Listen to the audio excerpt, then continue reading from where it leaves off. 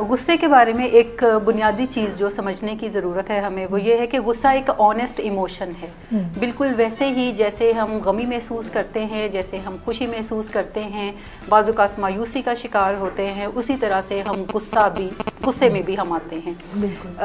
ये हर उस जगह पे हमें नज़र आता है जहाँ पे हमें लगता है कि हम किसी जुल्म या नाइंसाफ़ी का शिकार हुए हैं, तो हमें गुस्सा जवाब के तौर पर आता है। और बाज़ औक़ात जब हम गुस्से में आते हैं तो हम अपने जज्बात का इजहार करते हैं, लेकिन ज़्यादातर हम चूँकि इमोशनली इलिटरेट लोग हैं, हमें अपने जज्बात का इजहार कर मुनासिब तरीक़ों का पता नहीं है, तो हम एक्ट आउट करने की तरफ जाते हैं या गुस्से में हम कोई तोड़ फोड़ करने की तरफ जाते हैं। ज़्यादातर लोग ये एहतजाज करते हुए भी आपको नज़र आते हैं कि वो जो गुस्सा कर रहे हैं वो ना सिर्फ जायज़ है बल्कि ये कोई उनकी अखलाकी ज़िम्मेदारी है। जैसे सोसाइटी में जब भी आपको कोई ऐसी चीज़ नज़र आएगी जो कि नेगेटिव होगी तो बहुत सारे लोग जो हैं वो एहतजाज करने के लिए उठ खड़े होते हैं, और एहतजाज के दौरान आपने देखा होगा कि उनके दावे ये होते हैं कि वो पुरअमन एहतजाज करेंगे, यानी अपना प्रोटेस्ट जो है वो रिकॉर्ड करवाएंगे, लेकिन नतीजा थोड़ा सा इससे डिफरेंट आपको नज़र आता है। लोग एहतजाज के दौरान ना सिर्फ तोड़फोड़ करते हुए नज़र आते हैं, लोगों की अमलाक को जलाते हुए नज़र आते हैं, बल्कि लगे हाथों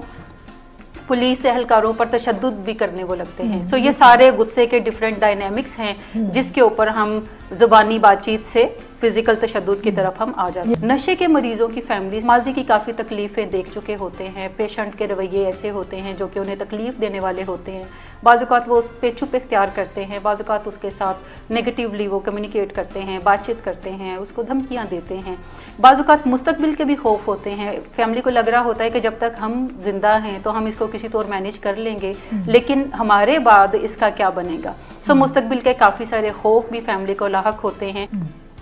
दूसरा जो गुस्सा फैमिली बाज़ औक़ात करती हुई नज़र आती है, जो कि इससे भी एक स्टेप आगे की तरफ जाता है, क्योंकि नशे की बीमारी जो है वो रुकी नहीं रहती, वो बल्कि वो साथ साथ प्रोग्रेस कर रही होती है, जिसका मतलब है कि हर गुजरने वाले दिन में फैमिली के लिए तकलीफ़ें जो हैं वो ज़्यादा हो रही होती हैं। सो फैमिली फिर इंस्ट्रक्टिव एंगर से सेफ गार्डिंग एंगर की तरफ भी जाती है। अच्छा मैडम, आज के प्रोग्राम का जैसे कि मैंने तारुफ बयान किया कि हम गुस्से पे बात करेंगे। गुस्सा वैसे तो देखा जाए पूरी दुनिया का ही एक प्रॉब्लम है, और आगाज़ से जब से इंसानियत का आगाज़ हुआ है तब से इंसान सबसे ज़्यादा नुकसान गुस्से से ही उठा रहा है।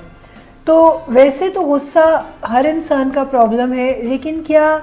जिन फैमिलीज़ में कोई ना कोई प्यारा नशे की बीमारी का शिकार है, क्या ऐसे ख़ानदानों में गुस्सा कुछ ज़्यादा ही प्रॉब्लम देता है? गुस्से के बारे में एक बुनियादी चीज़ जो समझने की ज़रूरत है हमें, वो ये है कि गुस्सा एक ऑनेस्ट इमोशन है। बिल्कुल वैसे ही जैसे हम गमी महसूस करते हैं, जैसे हम खुशी महसूस करते हैं, बाज़ औक़ात मायूसी का शिकार होते हैं, उसी तरह से हम गुस्से में भी हम आते हैं। ये हर उस जगह पे हमें नज़र आता है जहाँ पे हमें लगता है कि हम किसी जुल्म या नाइंसाफ़ी का शिकार हुए हैं, तो हमें गुस्सा जवाब के तौर पर आता है। और बाज़ औक़ात जब हम गुस्से में आते हैं तो हम अपने जज्बात का इजहार करते हैं, लेकिन ज़्यादातर हम चूँकि इमोशनली इलिटरेट लोग हैं, हमें अपने जज्बात का इजहार कर मुनासिब तरीक़ों का पता नहीं है, तो हम एक्ट आउट करने की तरफ जाते हैं या गुस्से में हम कोई तोड़ फोड़ करने की तरफ जाते हैं। ज़्यादातर लोग ये एहतजाज करते हुए भी आपको नज़र आते हैं कि वो जो गुस्सा कर रहे हैं वो ना सिर्फ जायज़ है बल्कि ये कोई उनकी अखलाकी ज़िम्मेदारी है। जैसे सोसाइटी में जब भी आपको कोई ऐसी चीज़ नज़र आएगी जो कि नेगेटिव होगी तो बहुत सारे लोग जो हैं वो एहतजाज करने के लिए उठ खड़े होते हैं, और एहतजाज के दौरान आपने देखा होगा कि उनके दावे ये होते हैं कि वो पुरअमन एहतजाज करेंगे, यानी अपना प्रोटेस्ट जो है वो रिकॉर्ड करवाएंगे, लेकिन नतीजा थोड़ा सा इससे डिफरेंट आपको नज़र आता है। लोग एहतजाज के दौरान ना सिर्फ तोड़फोड़ करते हुए नज़र आते हैं, लोगों की अमलाक को जलाते हुए नज़र आते हैं, बल्कि लगे हाथों पुलिस एहलकारों पर तशद्दुद भी करने वो लगते हैं। सो ये सारे गुस्से के डिफरेंट डायनेमिक्स हैं जिसके ऊपर हम ज़ुबानी बातचीत से फिजिकल तशद्दुद की तरफ हम आ जाते हैं। यानी आउटबर्स्ट हो जाता है, एग्रेशन में आउटबर्स्ट हो जाता है। लेकिन अगेन वही चीज़ जो समझने की ज़रूरत है कि ये एक ऑनेस्ट इमोशन है। बहुत दफ़ा लोग ये भी कहते हैं कि गुस्से में नहीं आना चाहिए, गुस्सा नहीं करना चाहिए, या गुस्सा करना ठीक नहीं है। गुस्से को महसूस हमें ज़रूर करना चाहिए, लेकिन हमें अपने गुस्से को फिर प्रॉपर चैनलाइज करने की ज़रूरत है, जो कि हम में से ज़्यादातर लोग नहीं कर पाते, और हम इसे एक नेगेटिव इमोशन के तौर पर देखते हैं। गुस्सा ज़ुबानी बातचीत अगर है तब तो ठीक है, लेकिन गुस्सा सिर्फ ज़ुबानी बातचीत तक ही नहीं रहता, बल्कि इसकी मुख्तलिफ शक्लें हमें नज़र आती हैं, जिनमें से तैश में आ जाना, ये हमें काफी प्रोमिनेंट लोगों के अंदर नजर आता है। फिर अदावत को पालना, अदावत से मेरी मुराद है कि बाज़-औक़ात हम दिल ही दिल में कुछ लोगों को बुरा कंसिडर करना शुरू कर देते हैं या उनके रवैयों को बुरा कंसिडर करना शुरू कर देते हैं, या फिर अंदर खाने सुलगते रहना। नशे के मरीजों की फैमिलीज के अंदर हमें ये तीनों फॉर्म्स जो गुस्से की हैं ये हमें बड़ी बारहा नजर आती हैं, और अक्सर औकात वो इन्हीं के थ्रू जो है वो अपने मरीज के साथ बातचीत कर रहे होते हैं या एक्ट आउट कर रहे होते हैं। सो ये हमें थोड़ा सा अंडरस्टैंड करने की ज़रूरत है कि ये डिस्ट्रक्टिव एंगर जो है या नेगेटिव एंगर जो है ये ना सिर्फ मसाइल को बढ़ाने की तरफ हमें लेकर जाता है बल्कि हमारे ताल्लुकात को भी ख़राब करने का बाइस बनता है। बिल्कुल। और मैं ये आपके रेफरेंस से, आपकी बात के रेफरेंस से ये अपने नाजरीन को भी इंट्रोड्यूस कराना चाहती हूँ। जैसे आपने बताया कि गुस्सा एक नेगेटिव इमोशन कंसिडर किया जाता है पूरी दुनिया में, और लोग कहते हैं कि गुस्सा नहीं करना चाहिए, जबकि गुस्सा एक पॉजिटिव इमोशन है। पॉजिटिव इमोशन नहीं है, ये एक ऑनेस्ट इमोशन है। अगर किसी शख्स को गुस्सा महसूस हो रहा है तो हम ये नहीं कह सकते कि ये गलत है, वो सही होता है। लेकिन अब गुस्से के इजहार के जो तरीके हैं वो जरूर गलत हो सकते हैं, लेकिन गुस्से के इमोशन को महसूस करना ये बिल्कुल ठीक बात है और ये जायज भी है। लेकिन अगर इजहार के तरीके डिस्ट्रक्टिव हैं तो फिर आप कंसिडर करोगे कि ये जो एंगर था ये बेसिकली नेगेटिव था। लेकिन अगर उसी एंगर को आप पॉजिटिवली यूज करेंगे तो फिर आपके इजहार के तरीके मुख्तलिफ होंगे। बिल्कुल, और वो आपको एक एनर्जी भी तो फराहम करेगा कि आप बिल्कुल प्रॉब्लम को सोल्यूशन की तरफ लेकर जाएं। लेकिन ज्यादातर लोग जो हैं वो गुस्से को किसी हथियार की तरह इस्तेमाल करते हुए दूसरों के खिलाफ नजर आते हैं, जिससे डेफिनेटली उनके इजहार के तरीके जब गलत होंगे तो नताइज भी गलत ही निकलते नजर आते हैं। अच्छा, जैसा कि आपने बताया कि गुस्से के इमोशन के पीछे कोई ना कोई फियर होता है, कोई ना कोई ऐसा, यानी या तो कोई तकलीफ होती है या कोई खौफ होता है। ये जो हमारी फैमिलीज़ होती हैं जिनके किसी न किसी मेंबर को ये जो नशे की बीमारी होती है, तो ये फैमिलीज़ मरीज़ के ऊपर गुस्सा क्यों करती नज़र आती हैं? कोई ख़ास वजह, यानी या तो वो ये समझती हैं कि ये जो कर रहा है ये कोई गलत काम कर रहा है, ये कोई गुनाह कर रहा है, या ये कोई ख़राब अमल है, या फिर इसके पसे पर्दा कोई और ही हकीकत है? देखिए, गुस्से की जो डिस्ट्रक्टिव शक्ल है वो ये है कि बाज़-औक़ात हमें गुस्सा अपनी माजी की तकलीफ़ों पर या फिर मुस्तकबिल के खौफ की वजह से आता है, जो हमें हाल के अंदर बेबस किए रखता है, इमोबिलाइज रखता है। नशे के मरीजों की फैमिलीज़ के अंदर हमें गुस्से की यही जो पैटर्न्स है वो नज़र आते हैं कि वो माजी की काफ़ी तकलीफ़ें देख चुके होते हैं, पेशेंट के रवैये ऐसे होते हैं जो कि उन्हें तकलीफ़ देने वाले होते हैं। बाज़-औक़ात वो उस पे चुप इख्तियार करते हैं, बाज़-औक़ात उसके साथ नेगेटिवली वो कम्युनिकेट करते हैं, बातचीत करते हैं, उसको धमकियाँ देते हैं। बाज़-औक़ात मुस्तकबिल के भी खौफ होते हैं। फैमिली को लग रहा होता है कि जब तक हम जिंदा हैं तो हम इसको किसी तौर मैनेज कर लेंगे, लेकिन हमारे बाद इसका क्या बनेगा। सो मुस्तकबिल के काफ़ी सारे खौफ भी फैमिली को लाहक होते हैं, जिसकी वजह से वो हाल में रहते हुए कोई ऐसी स्ट्रेटजी नहीं बना सकते, क्योंकि उनका जो ब्रेन है वो नेगेटिवली चैनलाइज्ड उन सारी एनर्जीज को करता है जो कि गुस्से की वजह से होती हैं। सो उनके लिए किसी भी ऐसी स्ट्रेटजी को बनाना जो कि मुस्बत हो, जो कि कंस्ट्रक्टिव हो, जो कि मुस्तकबिल में कोई नवीद सुनाती हो, उनके लिए ये काफ़ी मुश्किल हो जाता है। नशे के मरीजों की फैमिलीज आमतौर पर तीन वजूहात की बिना पे गुस्से को टूल के तौर पर इस्तेमाल करते हैं, यानी गुस्से से वो 3 तरह के मकासद अपने निकालना चाहते हैं। पहला मकसद उनका होता है, वो गुस्से को उस वक्त इस्तेमाल करते हैं जब वो अपने मरीज को कुछ इंस्ट्रक्शंस या हदायत देते हैं। इसको हम इंस्ट्रक्टिव एंगर कह सकते हैं, या हम ऐसा गुस्सा कह सकते हैं जो कुछ हदायत के ऊपर मबनी हो, और ये हदायत बेसिकली पेशेंट के अंदर रिस्पॉन्सिबल बिहेवियर को इग्नाइट करने के लिए होती हैं। फैमिली ऐसी बातें करते हुए मरीज के साथ नजर आती है कि तुम्हें अपने बच्चों की जिम्मेदारियां संभालनी चाहिए, तुम्हें अपनी बीवी की जिम्मेदारी संभालनी चाहिए, तुम्हें घर के अंदर कोई रिस्पॉन्सिबल रोल जो है वो प्ले करना चाहिए, तुम्हें अपने बिजली के बिल जो हैं वो अदा करने चाहिए, या तुम्हें कमाने के लिए कोई जॉब जो है वो तलाश करने की ज़रूरत है। सो फैमिली जब इस तरह की बातें करती है तो बेसिकली वो अपने इंस्ट्रक्टिव जो एंगर है उसका इजहार कर रहे होते हैं, और इस एंगर के पीछे एक ही उनका मकसद होता है कि किसी तौर वो इस शख्स को रिस्पॉन्सिबल लिविंग के लिए प्रिपेयर कर दें, ताकि वो अपनी जिंदगी जो है वो अपने बलबूते पर गुजारने के काबिल हो जाए।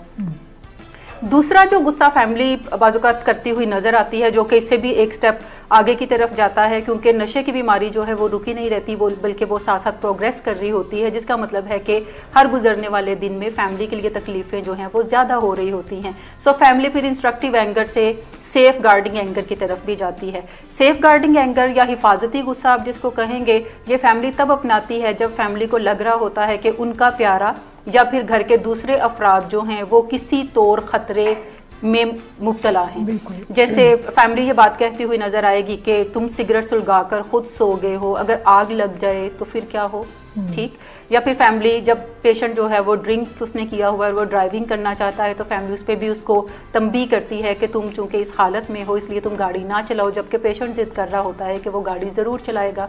बाज़-औक़ात पेशेंट अपने बच्चों को स्कूल से वापसी पे पिक करना भूल जाता है क्योंकि वो नशे में धुत होता है और वो सो रहा होता है, जबकि घर वालों ने रिस्पॉन्सिबिलिटी दी होती है कि तुम बच्चों को जाकर पिक करके आओ। सो ऐसी सूरत में जब नशे का मरीज खुद या अपने प्यारों को किसी डेंजर के अंदर डालता है तो फैमिली फिर सेफ गार्डिंग एंगर की तरफ जाती है। ज़्यादातर फैमिलीज जो किसी भी ट्रीटमेंट सेंटर से रब्ता करती हैं वो भी सेफ गार्डिंग एंगर की वजह से ही मोटिवेट होकर रब्ता करते हैं, यानी उनकी जो चौकीदाराना हिस्स है या चौकीदाराना जो गुस्सा है वो उन्हें मजबूर करता है कि वो इसको ख़तरे में से निकालें, क्योंकि अब हालात ये बता रहे होते हैं कि अगर इस वक्त कोई एक्शन ना लिया गया तो कोई ऐसा नुकसान हो सकता है जो कि नाकाबिले तलाफी हो। सादा से लफ्ज़ों में मैं अगर आपको बताऊं तो इसका मतलब है कि उन्हें लग रहा होता है कि अगर अब हम कुछ नहीं करेंगे तो हम अपने इस प्यारे को जो कि नशे की बीमारी में मुब्तला है हम इसको खो सकते हैं या इसकी वजह से कोई और ऐसा नुकसान हो सकता है जो कि नाकाबिले तलाफी हो। सो इस वजह से वो मोटिवेट होते हैं और वो किसी ट्रीटमेंट सेंटर से रब्ता करते हैं, ताकि ये भी तो देखा गया ना कि फैमिली उसको रिस्ट्रिक्ट कर देती है, घर पे किसी रूम में बंद कर देती है या ऐसा भी कोई काम करते हैं। ये तमाम जो इंतजामात हैं ये बेसिकली पीछे इनके जो बड़ा मोटिवेशनल फैक्टर होता है वो बेसिकली सेफ गार्डिंग एंगर होता है कि वो उसको जंजीरों से बाज़-औक़ात बांध देते हैं या किसी ट्रीटमेंट सेंटर से रब्ता करते हैं कि वो आकर ले जाएं, या बाज़-औक़ात 15 पे कॉल करके थाने में उसको बंद करवा देते हैं। बेसिकली तमाम चीज़ों को करने के पीछे जो स्ट्रेटजीज हैं बेसिकली उसके पीछे है कि ये नशे से बाज रहे, नशे से अपनी जान को छुड़ा ले और दूसरे अपने घर वालों को नुकसान ना पहुंचाए। अच्छा, यहाँ पे मैडम मैं चाहती हूँ कि ऐसी तमाम स्ट्रेटजीज का जिक्र करें जो अब तक आपने भी अपने तजर्बे में देखी होंगी कि फैमिली ऐसी चीज़ें करती हुई नज़र आती है, क्योंकि फैमिली को लग रहा होता है जो काम वो इस दौर में कर रही होती है उसको लग रहा होता है कि इससे यकीनन उन्हें कोई फ़ायदा होगा, जैसे कि शादी कर देना मरीज की या किसी दूसरे बिल्कुल। इनमें से कुछ स्ट्रेटजीज आपको मुस्बत नजर आती हैं और कुछ मनफी नजर आती हैं, जैसे शादी कर देना मरीज की कि वो इन नशों के चुंगल में से निकल जाए और अपनी जिंदगी को संभालना शुरू कर दे। इसी तरह बहुत सारे लोग उम्रा करने भेज देते हैं मरीज को या हज करने भेज देते हैं, तो बेसिकली उसके पीछे जो हिफाजती गुस्सा है वो होता है, वो ये कोई प्लान करके नहीं कर रहे होते बल्कि रिएक्शन के तौर पर ये सारी चीजें कर रहे होते हैं। नेगेटिव जो स्ट्रेटजीज हैं, जेल में बंद करवा देना ताकि ये बंद रहे, इसको कुछ सबक मिले, घर के अंदर बंद कर देना या जंजीरों में बांध देना ताकि ये ना घर से बाहर निकले ना ही कोई इसको नशा ला कर दे, कम्युनिकेशन के चैनल सारे बंद कर देना, सेलफोन ले लेना ताकि ये किसी से बातचीत ना कर सके और नशे फ्राहम करने वाले लोग इसको नशा घर पे फ्राहम ना कर सके। सो इसके अलावा जैसे किसी ट्रीटमेंट सेंटर से भी जो रब्ता फैमिली करती है तो उनका मकसद ये नहीं होता कि यहाँ पे कोई इलाज होगा, बल्कि वो इसलिए रब्ता करते हैं कि इस मरीज को आप अपने पास ले जाएं और इसकी कोई ओवरऑलिंग करके हमें दे दें। लेकिन जब भी किसी ट्रीटमेंट सेंटर से लोग रब्ता करते हैं तो फिर ये ट्रीटमेंट सेंटर वालों की रिस्पॉन्सिबिलिटी है कि वो उन्हें एक्सप्लेन करें कि ये मसला ओवरऑलिंग करने से हल नहीं होगा, बल्कि इसके लिए मरीज को भी इलाज में से गुजरना पड़ेगा और साथ में फैमिली मेंबर्स को भी इलाज में से गुजरना पड़ेगा और स्टेप बाय स्टेप चलते हुए वो अपना मकसद जो है वो अचीव कर लेंगे। अच्छा, तीसरी बड़ी वजह फैमिली के गुस्सा करने की ये है कि फैमिली एक कनेक्शन बिल्ड करती है थ्रू एंगर अपने मरीज के साथ। नशे के मरीज ज्यादातर जो है वो इमोशनली अनअवेलेबल होते हैं, उनके इमोशनली अनअवेलेबल होने की वजह बेसिकली वो तमाम नशे हैं जो कि वो करते हैं और वो नशे उसकी ब्रेन केमिस्ट्री को ऑल्टर करते हैं। बिल्कुल, और वो बिल्कुल एक नम स्टेट में होता है जिसमें वो फील ही नहीं कर रहा होता, एक नम स्टेट में है, बिल्कुल सुन है। और आप यूं अंदाजा कर लें कि वो एक ऐसे शख्स से बातें करने की कोशिश कर रहे होते हैं जहां से कोई जवाब मुमकिन नहीं होता। ये बिल्कुल ऐसे ही है कि जैसे कोई एक अंधेरे कमरे के अंदर अपने किसी प्यारे को आवाज़ें लगाए, ये सोच कर के वो शायद वहाँ पे मौजूद है, लेकिन वो वहाँ पे अगर मौजूद ही नहीं तो वापसी में कोई भी आवाज़ आपको नहीं सुनाई देगी। दूसरी एक अहम चीज़ है कि बाज़-औक़ात फैमिली का ये ख्याल होता है कि अगर हम इसे बहसो तकरार करते हैं तो इसका मतलब है कि हमारा और इसका कोई एक आपस में रिश्ता है। सो ये रिलेशनशिप एंगर जो है ये भी आपको ज़्यादातर फैमिलीज़ के अंदर नज़र आता है, ख़ासतौर पे स्पाउस और बच्चों के अंदर ये चीज़ आपको ज़्यादा नज़र आएगी कि वो बहसो तकरार के थ्रू, आर्गूमेंट्स के थ्रू एक कनेक्शन फील करने की कोशिश करते हैं। वाइफ ज़्यादातर ये कहती हैं कि जिस मायूसी, परेशानी, खौफ का वो शिकार है तो खामोशी से बेहतर है कि कोई एक आध झगड़ा हो जाए, जिससे ये तो पता चले कि मैं और वो दोनों आपस में कोई रिश्ता भी रखते हैं। इसी तरह जो बच्चे हैं वो जब देखते हैं कि अपने पेरेंट्स के साथ क्वालिटी टाइम उन्हें नहीं मिल रहा तो वो बाजू का टेंट्रम थ्रो करते हैं ताकि आगे से कोई रिएक्शन ही आए जिससे हमारे बीच कोई कनेक्शन तो लगने लगे। सो ये घरों के अंदर जो किच-किच जो आपको सुबह शाम नजर आती है, बेसिकली ये रिलेशनशिप एंगर है, जिसके थ्रू सम हाउ वो कोई एक आध फीलिंग ये लेने की कोशिश करते हैं कि हम इससे कुछ बातचीत करेंगे तो आगे से हमें रिएक्शन भी मिलेगा। सम हाउ नशे के मरीज जो हैं वो गुस्से को समझते हैं और वो उस पर रिस्पॉन्ड भी आपको करते नजर आते हैं। जैसे बाज़-औक़ात अगर फैमिली थ्रेट करती है किसी पेशेंट को कि हम तुम्हें घर से निकाल देंगे अगर तुम नशों से बाज ना आए, तो ज़्यादातर मरीज जो हैं वो उस थ्रेट को रिस्पॉन्ड करते हैं मुस्बत तरीके से और वो कहते हैं कि अच्छा अब हमें घर से मत निकाले, मैं वादा करता हूँ कि मैं आज के बाद नशे नहीं करूँगा। और वो फिर अगले कुछ दिन, एक हफ्ता या एक महीना भी इवन नशा नहीं करता।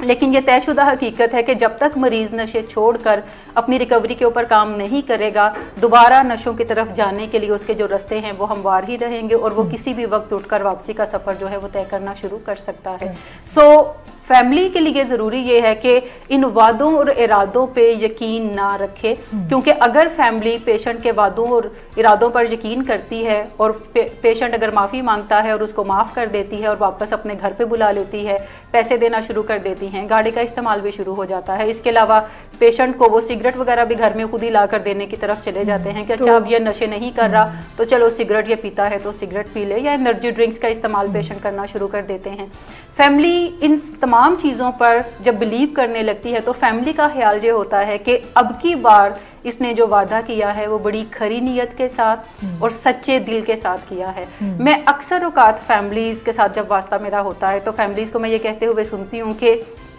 इस दफा ये जो बात कर रहा है ना, ये इसके कोई दिल के अंदर से निकली हुई बात है। इससे पहले हमें कभी भी यकीन नहीं आता था कि ये कोई सही बात कर रहा है या सही वादा कर रहा है, लेकिन हमें लगता है कि अगर हम इस दफा जो ये छूट मांग रहा है अगर हम वो देंगे इसको तो शायद ये इस दफा के बाद नशे छोड़ देगा। बुनियादी चीज़ ये समझने की है कि जब भी हम नशे के मर्ज को कोई एक जिस्मानी बीमारी कंसिडर करते हैं तो इसका मतलब है कि ये कोई लंबा पाथ है, ये एक वादे तसल्ली से ख़त्म नहीं होगा, बल्कि हमें स्टेप बाय स्टेप कुछ ऐसी चीज़ें करना होंगी मरीज़ के साथ जो कि उसे नशों से एक बेहतर ज़िंदगी की तरफ लेकर जाएं। हमेशा याद रखें फैमिली मेम्बर के तौर पे कि कभी भी माफ़ी से जो बिहेवियर्स हैं वो चेंज नहीं होते। माफी से कोई आपके दिल की तसल्ली जरूर हो जाती है जब अगला माफी मांगता है, लेकिन इसका मतलब ये नहीं कि उसके रवैये भी बदल जाएंगे। हमेशा माफी के बाद तलाफी और फिर कुछ इजाफी के असूल को अपनाएं, यानी जो गलती उसने की वो उसको रेक्टिफाई करे और उसके बाद वो कुछ एक्स्ट्रा भी आपके लिए करे तो आप अपने रवैयों को फिर नॉर्मल करने की तरफ जाएं। लेकिन फैमिली का ख्याल ये होता है कि जल्द अज जल्द जितनी जल्दी हम अपने घरों के अंदर नॉर्मेलिटी क्रिएट करेंगे तो उससे शायद कोई फायदा हमें पहुंचेगा। लेकिन बारहा धोखा खाने के बावजूद फैमिली जब पेशेंट के वादों और इरादों पर यकीन करती है और फिर वो धोखे पे धोखा खाई चली जाती है, तो ऐसे में फैमिली बड़ा क्लियरली एक वाज़िया पैगाम जो है वो बीमारी को देती है कि तुम कंट्रोल में हो, हम कंट्रोल में नहीं हैं। सो यहाँ पे फिर फैमिली को अपने रवैयों को तब्दील करने की ज़रूरत है। सो ये 3 मकासद हैं जिसके थ्रू फैमिली गुस्से का इजहार करती है और ये समझती है कि इससे कुछ नतीजा बेहतर निकलेगा भी, जो कि वक्ती तौर पे निकलता भी है, लेकिन ये कोई लॉन्ग टर्म चेंज नहीं है जो कि एक रिकवरी ओरिएंटेड लाइफ के लिए ज़रूरी है। या ये चेंज यूं भी कह सकते हैं कि ये जो चेंज आया है ये चेंज नशे की बीमारी में तब्दीली पैदा करने के लिए काफ़ी नहीं है। अच्छा, इसी से एक सवाल मेरे जहन में आ रहा है, बार बार ये चीज़ मेरे जहन में आ रही कि फैमिली नशा, ये जो फैमिली है ये गुस्सा करती है और ये अपने उस प्यारे के साथ हमेशा से गुस्सा करती है, और देखा ये गया है कि जब भी पेरेंट्स ने अपने बच्चों के बिहेवियर्स में चेंज लेके आना है तो वो हमेशा से इस चीज़ को इस्तेमाल करते हैं, गुस्से को इस्तेमाल करते हैं और इस गुस्से से वो बहुत सारी तब्दीलियाँ ले भी आते हैं। अच्छा, उनका ये एक बिहेवियर जो है वो पुख्ता हुआ होता है कि जब भी हम गुस्सा करेंगे हम चीज़ों को तब्दील कर देंगे, लेकिन नशे की बीमारी में गुस्सा काम नहीं आता। जैसे कि आपने भी बताया कि गुस्सा इस बीमारी को डील करने में हेल्प नहीं करता, तो फिर क्या ऐसी चीज़ है जो फिर हेल्प करेगी, यानी निमुल बदल क्या होना चाहिए गुस्से का? अच्छा, सबसे पहली चीज़ ये समझने वाली है कि जब हम एंगर की बात करते हैं तो चूंकि हम मेंटल हेल्थ प्रोफेशनल्स हैं तो हमारे लिए गुस्से को मापने का जो पैमाना है वो अच्छाई बुराई नहीं है, बल्कि हमारे लिए गुस्से को मापने का पैमाना है कि ये सेहत की तरफ आपको लेकर जाता है या ये बीमारी को और ज़्यादा बढ़ाता है या ये सिक रवैयों को और ज़्यादा बढ़ाने की तरफ जाएगा। सो जब हम एंगर की बात करते हैं तो एंगर का नेगेटिव एस्पेक्ट ही नहीं है बल्कि एक मुस्बत एस्पेक्ट भी है। सो एंगर, जैसे मैंने शुरू में ही बात कही कि एंगर एक ऑनेस्ट इमोशन है, सो आपको इसको पॉजिटिव एंगर में कन्वर्ट करने की ज़रूरत है। पॉजिटिव एंगर से मेरी मुराद ये है कि फिलहाल अगर आप गुस्से में हैं और आपका दिल चाह रहा है कि आप ऐसी की तैसी किसी की कर दें तो अपने जज्बात पर काबू पाएं, अभी उनका इजहार मत करें। इजहार से मेरी मुराद है कि अपने रवैयों की सूरत में उनका इजहार मत करें, बल्कि सोचें कि ये सारी चीज़ें जो आपका दिल आपको बता रहा है कि आप करें, ताकि उसको समझ आ जाए कि उसने ऐसी कोई बात क्यों कही थी। इसको करने से अगर कुछ हासिल नहीं है तो फिर उसको करने से बाज ही रहें, क्योंकि हम बल्कि तो अपनी एनर्जी वेस्ट करते हैं, बल्कि अपनी एनर्जी को पॉजिटिवली चैनलाइज करते हुए सोच विचार करें कि ऐसी क्या तब्दीली लाई जाए जिसके थ्रू हमारे ना सिर्फ आपस में मरीज के साथ कम्युनिकेशन के चैनल्स ओपन रहें, बल्कि मरीज वक्त गुजरने के साथ साथ हमसे दूर होने की बजाय हमारे करीब आने को ज्यादा तरजीह दे। सो एंगर का जो पॉजिटिव एस्पेक्ट है उसकी तरफ अपना रुख जो है वो मोड़ें और अपनी एनर्जीज को चैनलाइज करें और अपने मरीज के साथ ताल्लुकात जो है वो बेहतर बनाने की तरफ जाएं, जिसका मतलब है कि आपको बहुत सारी चीजें लेट गो करना पड़ेंगी। खास तौर पे अगर कोई फैमिली ये अंडरस्टैंड कर लेती है कि नशे की बीमारी कोई एक जिस्मानी बीमारी है तो फैमिली को काफी हेल्प मिल जाती है अपनी पुरानी रिजेंटमेंट्स को मैनेज करने की, अपने गुस्से को मैनेज करने की। क्योंकि मरीजों के हवाले से हमारा एक कल्चरली रवैया ये है कि जब भी कोई हमारा प्यारा किसी बीमारी में मुब्तला होता है तो हम उसके साथ गुस्सा करते हुए नजर नहीं आते। ये बिल्कुल ऐसे ही है कि अगर कोई वॉमिट करता है तो आप ये नहीं कहते कि तुमने क्यों वॉमिट कर दिया, तुम क्यों अभी इतना जोर से खांसे, बल्कि अगर वो वॉमिट करता है तो हम उसके कपड़े चेंज करवाते हैं, उसको कोई परफ्यूम लगाते हैं और उसको दोबारा से सेटल करते हैं, बिकॉज वी स्ट्रांगली बिलीव कि ये बीमार है और इसको हमारी मदद की जरूरत है। सो नशे के मरीज भी जब बीमारी में मुब्तला होते हैं तो हम उनके साथ गुस्सा नहीं करते, बल्कि हम उनके लिए वो करने की कोशिश करते हैं जिससे जिंदगी में कोई मुस्बत तब्दीली आए। इसके अलावा आप अपनी रिजेंटमेंट्स को मैनेज करते हैं। आप ये सोच लेते हैं कि अपने गुस्से का इजहार करके मेरी भड़ास तो निकल जाएगी, लेकिन इससे मरीज को कोई मुस्बत फर्क नहीं पड़ेगा बल्कि मनफी फर्क पड़ेगा। सो आप अपनी भड़ास निकालने की बजाय अपनी चीजों को मैनेज करते हैं, कोई अपनी सेल्फ केयर के ऊपर तवज्जो देते हैं और मरीज से वो बातचीत करते हैं जो करने की जरूरत है। अगर आपको लगता है कि अभी आपके अंदर रंज बहुत ज्यादा है, आपको उसकी पुरानी बातों पे बहुत ज्यादा गुस्सा है, तो आप फिर अपने उस गुस्से को पॉजिटिवली चैनलाइज करते हैं और सोचते हैं कि मेरे बात ना करने से ये नशे की बीमारी जैसा बड़ा मसला हल नहीं होगा, बल्कि मेरे बात करने से ये मसला हल होगा। ऐसी सूरत में हमें स्पोर्ट्स साइकोलॉजी काफी ज्यादा चीजें बताती है। स्पोर्ट्स साइकोलॉजिस्ट ये कहते हैं कि अगर कोई टीम जो है वो गुस्से के अंदर आती है और उसको पॉजिटिवली चैनलाइज करती है तो वो अपनी अपोनेंट टीम को शिकस्त दे सकती है, बिकॉज उनका परफॉर्मेंस का लेवल जो है वो काफी ज्यादा बढ़ जाता है। लेकिन अगर किसी टीम का गुस्सा नेगेटिवली चैनलाइज हो तो उनकी तवज्जो गेम की बजाय अपने अपोनेंट्स पे होती है। सो जब गेम के ऊपर आपकी तवज्जो नहीं होगी, अपोनेंट्स के ऊपर होगी, तो आप कभी भी उस गेम को नहीं जीत सकते। बिल्कुल वैसे ही नशे की बीमारी के अंदर जब फैमिली का गुस्सा नेगेटिवली चैनलाइज होता है तो उनकी तवज्जो बीमारी की बजाय अपने मरीज के ऊपर फोकस होती है। सो वो उसी से बातचीत करते हैं जिससे कोई नताइज नहीं निकलते। लेकिन अगर वो अपनी एनर्जीज को पॉजिटिवली चैनलाइज करेंगे तो उनकी तवज्जो नशे के मरीज की बजाय नशे की बीमारी पे होगी, जिसको मैनेज करने की जरूरत है। बिल्कुल, बहुत ही शानदार आपने इस सब स्किल हमें बताया है। उस गुस्से से कैसे डील करें जो नशे की बीमारी में मुब्तला अफराद को होता है या उनकी ख़ानदान को होता है। तो मैडम, मेरा एक बड़ा ही अहम सवाल है। अभी आपने बड़े ही शानदार अंदाज में इस पूरे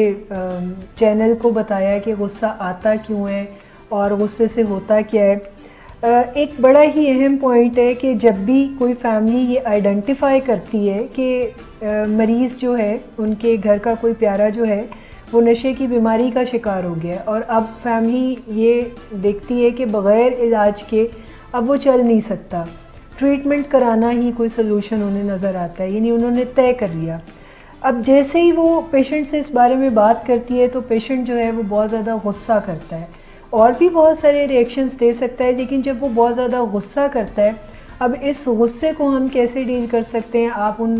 ख़ानदानों की रहनुमाई फरमाएं। देखें, जब भी कोई फैमिली किसी पेशेंट से बात करती है इलाज के हवाले से, तो फैमिली ज़्यादातर क्रूशल मोमेंट्स को यूज़ करती है। क्रूशल मोमेंट से मेरी मुराद है कि फैमिली को ये ख्याल इलाज का तभी आता है जब मरीज़ ताज़ा नशा करके तो भी घर में एंटर हुआ है और फैमिली का ख्याल है कि ये लम्हा ज़ाया नहीं करना चाहिए क्योंकि इस वक्त इसने नशा भी किया हुआ है। सो यहाँ पर अगर बात की जाएगी तो ये फ़ौरन रजामंद हो जाएगा। फैमिली को ये भी अंडरस्टैंड करने की ज़रूरत है कि मरीज़ को नशों की वजह से जो तकलीफ़ें मिल रही होती हैं, उस मरीज के पास एक उनका हल भी मौजूद है कि वो अपनी उन फीलिंग्स को नशों के थ्रू मेडिकेट भी करता रहता है। और वो हल भी नशा ही है, वो हल भी नशा है, तकलीफें भी नशे की वजह से आ रही होती हैं और वो एक फॉल्स सोल्यूशन के तौर पर नशों से ही उसे मेडिकेट करने की कोशिश कर रहा होता है। सो फैमिली जो है वो ज़्यादा तकलीफ को महसूस करती है। फैमिली का ख्याल है कि उसको अपनी ज़िंदगी संवारनी चाहिए, उसको ये करना चाहिए, उसको नशे छोड़ना चाहिए। देखें,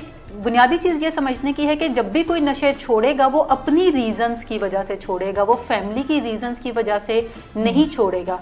फैमिली को अब ज़रूरत इस अमर की है कि वो मरीज़ को रीजंस प्रोवाइड करे ताकि वो नशा छोड़ने की सोच की तरफ चलना शुरू कर दे। फैमिली बहुत सारे ऐसे काम करती है पेशेंट को डिफरेंट क्राइसिस में से निकालने के लिए, उसको बार बार रेस्क्यू करती है, उसकी जगहों पे झूठ बोलती है, उसकी जगहों पे बहाने बनाती है। सो फैमिली अगर ये काम करने से हाथ पीछे खींच ले तो पेशेंट को हर रोज़ किसी ना किसी छोटे बड़े क्राइसिस से जब वास्ता पड़ेगा तो इवेंचुअली वो फिर ये सोचने पे मजबूर होगा कि मेरी ज़िंदगी में ये जो हर रोज़ मसाइल मुझे दरपेश होते हैं ये नशों की वजह से हो रहे हैं, ये किसी और की वजह से नहीं है। लेकिन जब फैमिली उन तमाम मसाइल को साफ करती रहती है और मरीज नशों के मजे लेता रहता है तो मरीज के जहन में ये सोच नहीं उभरेगी।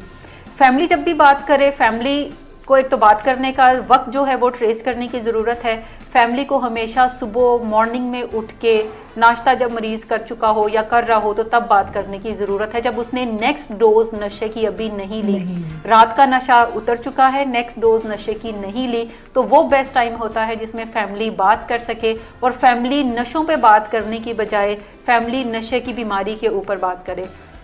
ज़्यादातर फैमिलीज ये डिमांड कर रही होती हैं कि तुम नशा छोड़ दो, और फैमिली का भी ये एक बिलीफ होता है कि अगर ये नशा छोड़ देगा तो चीज़ें दुरुस्त हो जाएंगी और सिर्फ एक नशा ही तो मसला है। जब अगर फैमिली ये कहती है कि नशों की वजह से जो आपके रवैये हैं उनसे हमें तकलीफ पहुंचती है, प्रॉब्लम आप नहीं हो बल्कि प्रॉब्लम नशे की ये बीमारी है, तो फिर पेशेंट थोड़ा सा डिफ्रेंशिएट करता है कि अच्छा वो एज ए पर्सन अच्छा है लेकिन जो नशों की वजह से प्रॉब्लम्स आ रही हैं उस पर कुछ सोच विचार करने की ज़रूरत है। सो एक तो पीक मोमेंट्स में या क्रूशल मोमेंट्स में पेशेंट से बात ना करें, यानी जब वो नशे की हालत में है तो फिर उससे बात ना करें, फिर उससे कम से कम कम्युनिकेशन करें और उसको सोने दें। जब वो सुबह सोकर उठेगा तो फिर आप उससे बातचीत कर सकते हैं। और कभी भी पेशेंट के साथ 1-to-1 बातचीत ना करें। आपको जितना भी मान हो कि आप कोई बड़ी ही उम्दा बातचीत करने वाले हैं, आपको जितना भी मान हो कि आपके साथ उसका रिश्ता बहुत ज़बरदस्त है या बड़ा इम्पोर्टेंट है और वो आपकी बात को कभी भी इनकार नहीं करेगा, बीमारी आपके इन सारे मानों को तोड़ देती है। जब भी पेशेंट के साथ बात करें तो एक टीम बनाकर बात करें। जैसे नशे से पेशेंट को रिकवरी की तरफ लेकर जाना ये कोई एक बड़ा प्रोजेक्ट है, और बड़े प्रोजेक्ट पे आप अकेले अगर काम करेंगे तो आप जल्दी थक जाएंगे और आप उस काम को निभा नहीं सकेंगे। हमेशा एक टीम अपनी इकट्ठी करें, 3-4 लोग जो हैं वो इकट्ठे मिलकर पहले अपना कोई एजेंडा तय कर लें और उसमें सिर्फ नशे की बीमारी के मौजू के ऊपर ही बात हो, और उससे बारहा कहें कि हम चाहते हैं कि तुम किसी न किसी मौलिद से रब्ता करो और अपने इलाज की तरफ जाओ, क्योंकि इससे हमें भी काफ़ी तकलीफ पहुंच रही है, आपको भी काफ़ी तकलीफों का सामना करना पड़ता है। सो बेहतर है कि हम इसके कोई हल की तरफ जाएं। सो अगर तो वो उन मोमेंट्स में बात करेंगे जहाँ पे अभी मरीज नशे के ज़ेरे असर नहीं है और नशा किए हुए उसे कोई 12-13 घंटे हो चुके हैं, तो फिर वो आपको मुनासिब जवाब देने की तरफ जाएगा। ज़रूरी नहीं कि वो फ़ौरन ही मान जाएगा कि हाँ जी बिल्कुल आप ठीक कह रहे हैं चलें। लेकिन वो आपकी बात को सुनेगा और आपकी बात को सुनकर तो या तो वो खामोश रहेगा या फिर आपको कहेगा कि अच्छा मैं सोचूंगा। लेकिन अगर आप बात करने के साथ साथ खुद भी गुस्सा करने लगेंगे तो फिर आगे से रिटेलिएशन आएगी, फिर आपको वो रिटेलिएट करेगा। अगर आप उससे ये कहेंगे कि तुम्हें समझ नहीं आती, तुम बिल्कुल ही गैर जिम्मेदार हो, तुम्हारा तो मुस्तकबिल भी आगे खाक ही है और आगे कुछ नजर भी हमें नहीं आता, तुम तो बस बेड़ा ही गर्क करोगे अपना भी और तुम हमारे खानदान का नाम भी डुबोगे। तो फिर ऐसी बातें जब आप मरीज को कहेंगे, चाहे उसे 12 घंटे हो चुके हैं नशा करते किए हुए, तो फिर वो आपकी बातों पे रिटेलिएट ही करेगा। हमेशा अपना मौकफ जो है वो अच्छे तरीके से किसी दूसरे को बयान करें, जिसमें शेमिंग एलिमेंट ना हो, जिसमें डिसरिस्पेक्टफुल वर्ड्स ना हो, जिसमें आप उसको कोई प्रोवोक करने वाली बात ना करें। सिर्फ अपना मौकफ बयान कर दें कि हम ये चाह रहे हैं कि आप अपनी नशे की बीमारी के बारे में कुछ सोच विचार करनी शुरू करें और हम भी कोई मौलज तलाश कर रहे हैं, आप भी कोई मौलज तलाश करने की तरफ जाएं ताकि हम इस मसले को हल करने की तरफ जाएं। ये वेरी राइट मैडम, यहाँ पर हमारे साथ बहुत सारे हमारे प्रोफेशनल्स भी मौजूद हैं और ये जो आज इशू हम डिस्कस करें ये सभी के लिए बहुत ज़्यादा प्रॉब्लमेटिक है। तो बहुत सारे प्रोफेशनल्स भी कुछ सवाल आपसे पूछना चाह रहे हैं, तो मैं सबसे पहले सुल्तानी साहब से कहूँगी कि सर आप अपना सवाल पूछें। Thank you miss. मेरा क्वेश्चन है कि गुस्सा करना या एंगर हर इंसान में पाया जाता है, लेकिन इसको एक्सप्रेस करने के डिफरेंट वे जो लर्निंग में होते हैं ना, बच्चे जैसे लर्न कर लेते हैं, सीख लेते हैं अपने माँ बाप से या उनके माहौल से, इसको एक्सप्रेस करने का बेहतरीन जरिया या बेहतरीन वे साइकोलॉजिकल पॉइंट ऑफ व्यू से क्या है। और दूसरा क्वेश्चन है कि रिजाइमेंट जब आप गुस्से को अपने अंदर रख लेते हैं काफ़ी अरसे के लिए, तो वो रिजाइमेंट की शक्ल क्या कर लेता है, जो कि गुस्से उसी वक्त के गुस्से से बहुत ज़्यादा खतरनाक की शक्ल होती है। इसको हम कैसे ख़त्म कर सकते हैं या कैसे कम कर सकते हैं? अच्छा, पहली चीज़ तो ये है कि गुस्सा करने के लिए आपको कोई ट्रेनिंग लेने की ज़रूरत नहीं पड़ती, आपको सीखना नहीं पड़ता। हम ये नहीं कह सकते कि ये कोई लर्न बिहेवियर है, ये बल्कि हमारी कोई सर्वाइवल इंस्टिंक्ट है जो हमें अपने तहफ़्फ़ुज़ के लिए आमादा रखती है और ऐसी चीज़ें करने की तरफ या ऐसी बातें करने की तरफ हमें लेकर जाती है जिससे हम अपने आप को महफूज कंसिडर कर सकें।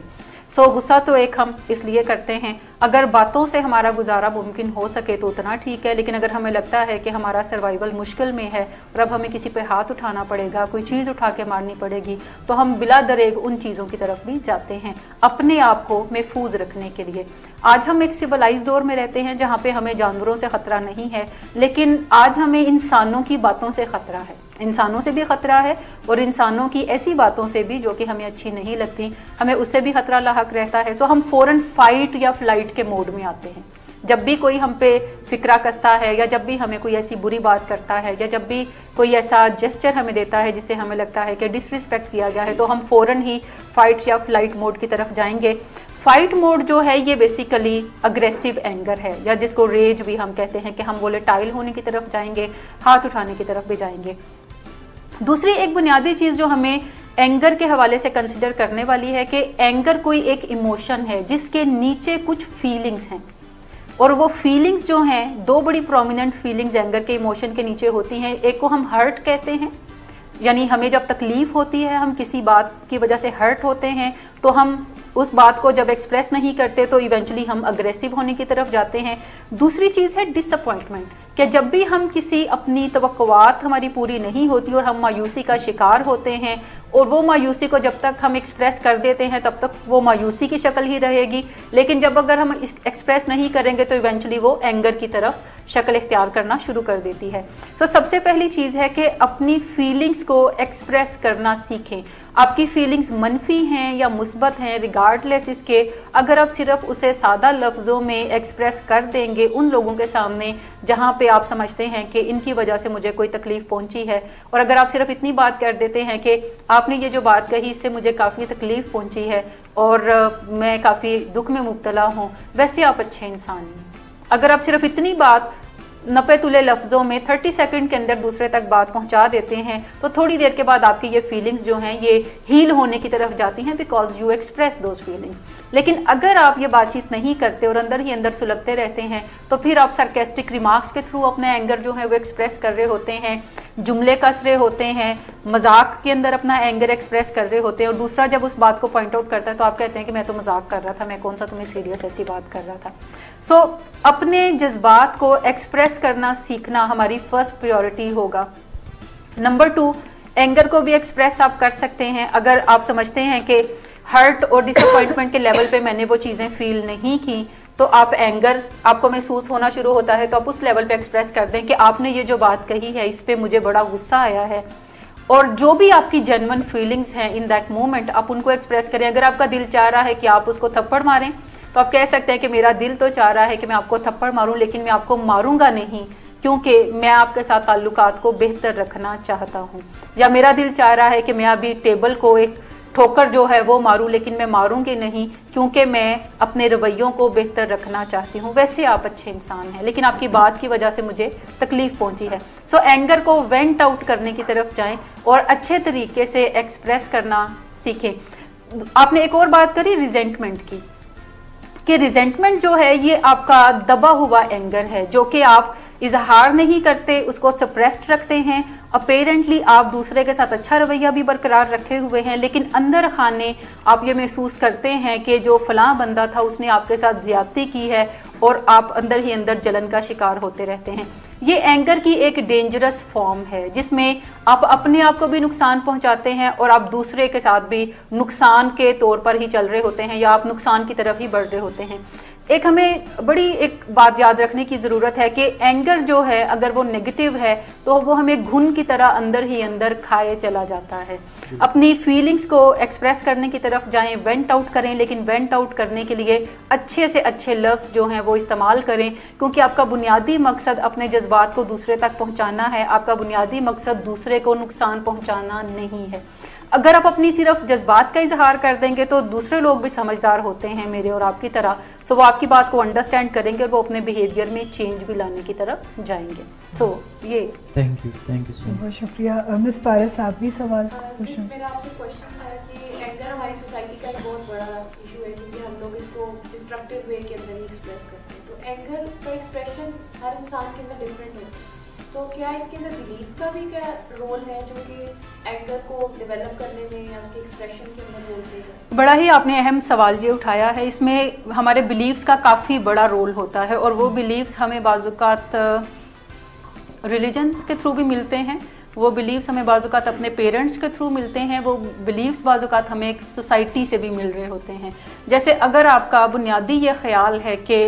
आपके रिलीजन से जो लोग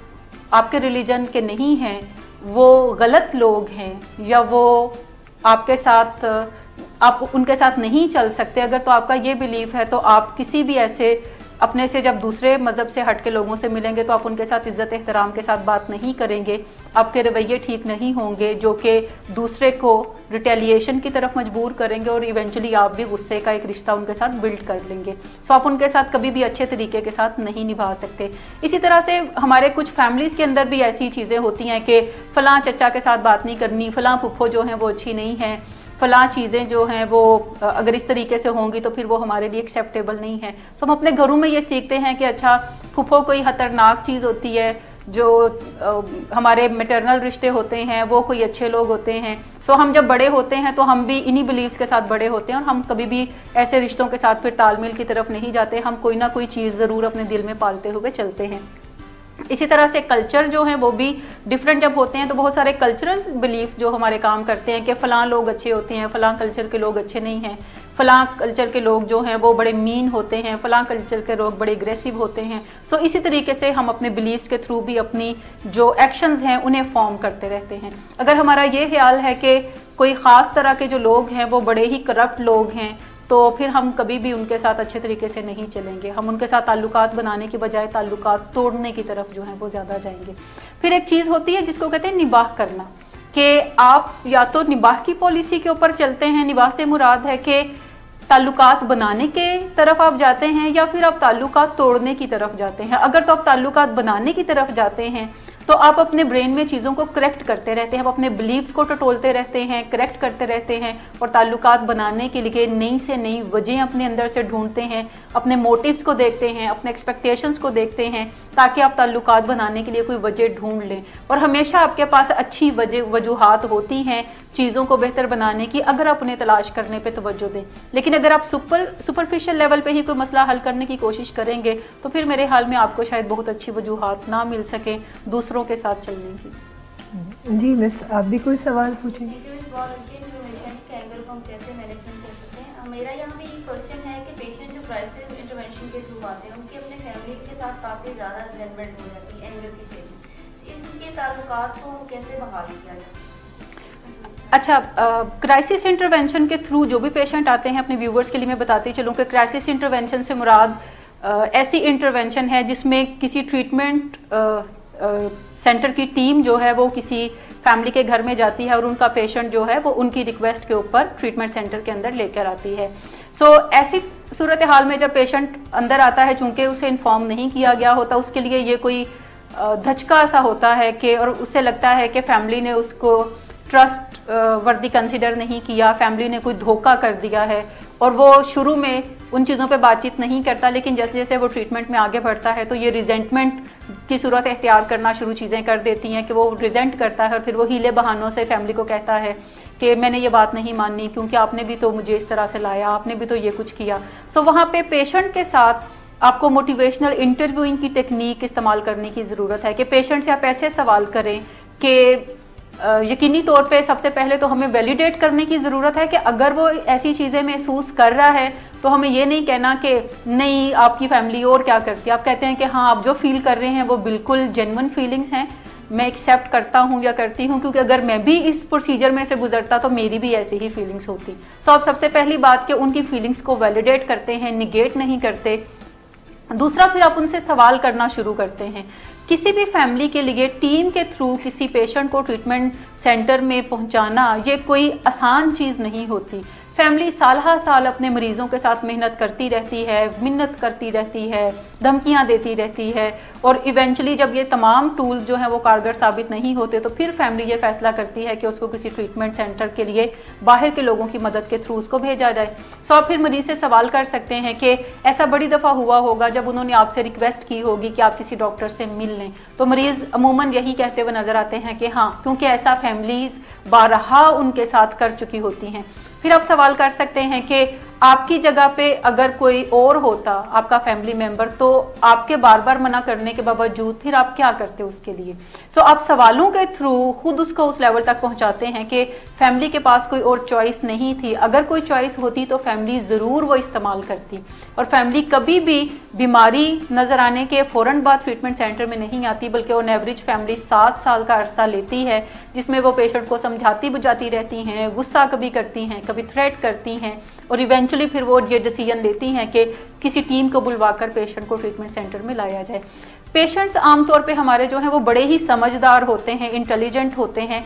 समझदार तो थोड़े कम, बट इंटेलिजेंट काफ़ी ज़्यादा होते हैं। चीज़ों को बड़ी जल्दी अंडरस्टैंड करते हैं, थोड़े को ज़्यादा समझते हैं। लेकिन एक मसला उनके साथ होता है कि वो अपनी इंटेलिजेंस को अपनी फेवर में इस्तेमाल नहीं करते, बल्कि वो अपनी इंटेलिजेंस को अपने अंगेज इस्तेमाल करते हैं। आप ट्रीटमेंट के दौरान एक प्रोफेशनल्स का रोल ये भी होता है कि वो उन्हें सिखाएं कि वो अपनी जहानत को अपनी फेवर में कैसे इस्तेमाल करें और अक्ल के फैसले कैसे करने की तरफ जाएं। जब आप उनसे निगोशिएट करते हैं, और फैमिली के थ्रू भी यही बातें जब फैमिली करती है, फैमिली के साथ जब वो बातचीत करते हैं, तो फैमिली भी अगर उन्हें इसी तरीके से लेकर चलती है, सवाल ज़्यादा करें, जवाब ज़्यादा देने की बजाय, गुस्से की बजाय ठंडे दिल से एहतराम से बातचीत करें, तो पेशेंट इवेंचुअली उन रस्तों पे खुद ही आ जाते हैं जिन रस्तों पे लाने के लिए फैमिली जो है वो बड़ी शदोमत से कोशिशें कर रही होती हैं।